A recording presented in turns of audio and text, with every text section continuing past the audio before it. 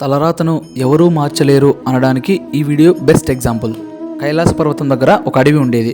అక్కడికి గరుత్మంతుడు వస్తాడు. అక్కడే యమధర్మరాజు ఒక చిన్న పక్షిని చూస్తూ ఉంటాడు. గరుత్మంతుడు అనుకుంటాడు, ఆ పక్షి ఈరోజు చనిపోతుందేమో, అందుకే యమధర్మరాజు వచ్చాడేమో అనుకుంటాడు. ఆ పక్షిని ఎలాగైనా కాపాడాలనుకుంటాడు.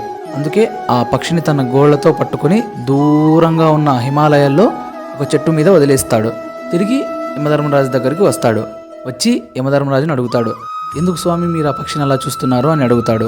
అప్పుడు యమధర్మరాజు ఇలా అంటాడు, ఆ పక్షి చావు కొన్ని క్షణాల్లో దూరంగా ఉన్న హిమాలయాల్లో ఒక పాము మింగి చంపేస్తుంది అని చెబుతాడు. ఇంత చిన్న పక్షి అంత దూరంలో ఉన్న హిమాలయాల దగ్గరికి అంత తొందరగా ఎలా వెళ్తుందో చూద్దామని ఇక్కడికి వచ్చాను అని అంటాడు.